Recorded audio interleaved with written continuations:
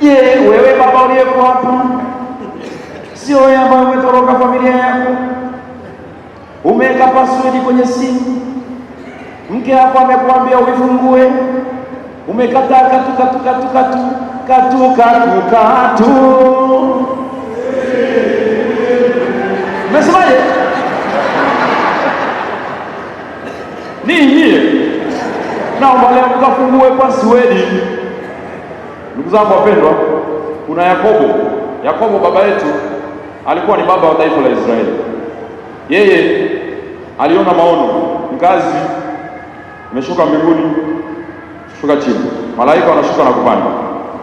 Baba wa familia, wewe ni ngazi, lea familia yako wapite kwenye ngazi waende mbinguni. Wewe ni ngazi. Baba wa taifa la Israeli, Yakobo, Israeli mwenyewe ni ngazi, pata yale maono. Mwanzo sura 28, akiwa Betheli, sehemu inaitwa Luzu, aliona kama ngazi inapita, malaika wanashuka, hapo pembeni ya ngazi Mungu amesimama hapo anaangalia process nzima. Wewe kama baba ujue Mungu yuko na wewe pembeni, anaangalia jinsi unavyowapeleka wengine mbinguni. Hakikisha kama baba watu wanapanda kwenye ngazi yako kuelekea mbinguni, uwe busy kuwapeleka watu kwa Mungu. Ngazi yako sije kabaki ikawa sisimizi tu na mijusi inapanda hapo. Ngazi watu wapite waende kwa Mungu. Mfano wa baba mwema zaidi mwingine tena kwenye Agano Jipya ni Mtakatifu Yosefu, baba mwenye busara anayetenda kwa ukimya. Hata ninyi kina baba, kama nilivyosema, kazi zenu hazitambuliki sana, mnatenda wakati mwingine mko kimya sana, mko kama Yosefu. Tendeni. Nilijua kuna mfano wa mtu ambaye alikuwa anatenda zaidi, hakuongea, alikuwa anatenda zaidi, lakini matokeo yake yalikuwa ni makubwa sana. Wewe kama baba endelea kutenda, muige Mtakatifu Yosefu. Hakumwaibisha mke wake, na wewe usimwaibishe mke wako. Mtambulishe vizuri, msamehe pale anapokosea, siku zote yasikilize mapenzi ya Mungu. Alimfundisha Yesu seremala. Wewe unajua unapambana kwa ajili ya familia. Alimwepusha Yesu na hatari. Baba, waepushe pia watoto wako na hatari. Pata muda, kaa na familia yako, msikilize mama, msikilize watoto. Ni kweli unaleta chakula, unaleta pesa, lakini haitoshi.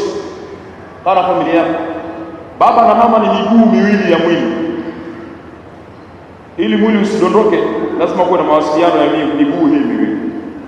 Shuka kwenye ngazi hapa, hii miguu lazima iwe na mawasiliano. Baba na mama lazima mguu upi uwaze, unatangulia huu afu uje huu, kutoka juu hapa kwenda juu hivi. Ndio familia yenyewe. Baba na mama, wasilianeni ili familia ibaki salama.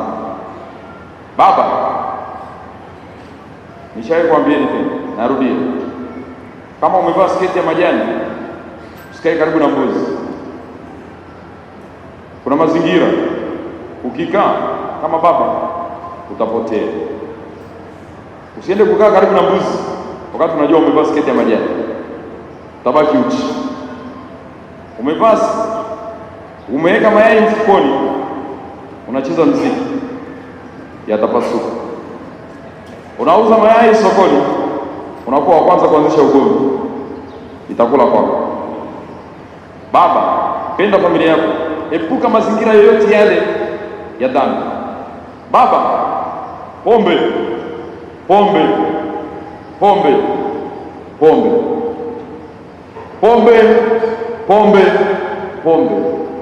glasi ya pombe imeua watu wengi kuliko mto mkubwa wenye mamba. Acha kushindana na viwanda vya pombe. Viwanda vinazalisha tu, wewe ni mwanadamu. Acha kukaanga figo zako, acha kukaanga mwili wako. Ujui wako watu wanashindia pombe hawali, watu wanakaanga figo. Sasa hivi nenda Muhimbili, dialysis kila mahali, watu wamejaza sumu mwilini. Baba, Chagua nini chakula vile vile. Mdomo wako unaweza kuwa ndio sehemu ya kuua wewe mwenyewe. Unachoweka mdomoni unaweza kuwa unajinywesha sumu, unajimaliza mwenyewe. Hicho unachokipigania kilete nyumbani mle na mke wako. Wapo kina baba ambao wana tabia ya kupenda kula nje na nyumbani. Kwanza wao wenyewe wamenawiri kuliko wake zao. Ukikaa na mke wako unafikiri labda huko unamfanya kazi. Yaani unapendeza, una kitambi mweupe, umevaa paka pete imekuwa kubwa, unaenda kuchonga nyingine. Baba una duka lako, mke wako afikishi pua yake pale. Baba una vitu vyako, umenunua viwanja vya siri, hujasema kwa mke wako, unakufa. Wale marafiki ambao ulienda kupima nao viwanja ndio wanavichukua, mke wako anabaki hana kitu. Eleza siri zako nyumbani. Hapa duniani hauishi milele. Sema, acha kujifanya kuficha siri. Utakufa tajiri, watoto wako watabaki maskini. Vile unavyopambania utachukuliwa na watu wa nje. Unajifanya unaweka siri, kumbe unajikomoa mwenyewe. Penda familia yako. Mwisho kabisa, tunawashukuru sana kina baba kwa upendo wenu, kwa mioyo yenu yenye huruma, kwa namna mnavyopambana. Sisi wanaume huwa tunakufa mapema bila kuwaficha. Upate muda wa kuangalia afya yako, upumzike, peleka gari garage ikufanyie service. Vile unapopambana kila siku, ifike hata mahali utoke out na familia yako, mnywe hata kidogo, ufurahi. Sio kila siku tu kupambana tu, sio kila siku tu kuhangaika kutoka jasho. Najua kuna ambao mnaamka usiku, mnarudi usiku, mmechoka. Kuna wengine mmejeruhiwa, watu wamewatapeli, mna maumivu yenu. Kweli mnahitaji faraja. Naombea neema ya Mungu siku hii, nyinyi mkiwa kama wachungaji wa familia zenu. Naomba Mungu awasaidie. Poleni sana kwa majeraha ambayo mmeyapata katika mihangaiko yenu, ambayo kina mama pengine hawakuiona sana. Sisi kama jamii na kama mapadri na kama kanisa tunatambua. Hata wakati mwingine pesa wanazotoa watu, asilimia kubwa pia zinatoka kwenu. Hata wakati tunasema uwaka umerudi nyuma, tunajua hamjarudi nyuma kivile. Tunajua mko nyuma ya wakati mwingine, tunafahamu. Kwa wata siku zote kina mama huwa wako mbele kwa kanisa, hiyo hatuwezi kukataa. Jinsi walivyo wako hivyo, lakini bila support yenu wasingeweza pengine kuja.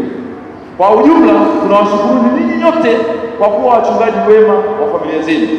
Watoto wenu mnawapenda, waleeni kwa adabu, wafundisheni maadili mema. Sasa hivi watu wanafundishwa elimu bila maadili. Elimu bila maadili yanaleta uharibifu. Tunapata watu ambao wana akili sana lakini hawana hofu ya Mungu. Jana nilirusha clip fulani nikasema kuna mwanafalsafa anaitwa Aristotle. Anasema kuna elimu za namna mbili. Kuna elimu ya akili na elimu ya moyo. Elimu ya akili ni kama kujifunza hesabu, Kiingereza, sayansi, maarifa fulani ya dunia, udaktari, biolojia, vyote ni elimu ya akili. Lakini kuna elimu ya moyo.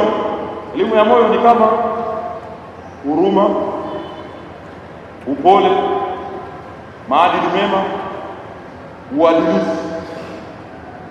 Ukipata elimu ya akili bila elimu ya moyo, umepata elimu nusu. Utapata watu wenye akili lakini hawana huruma, hawana uadilifu, hawana upole. Mtu mwenye akili sana alafu hana elimu ya moyo anakuwa katili sana.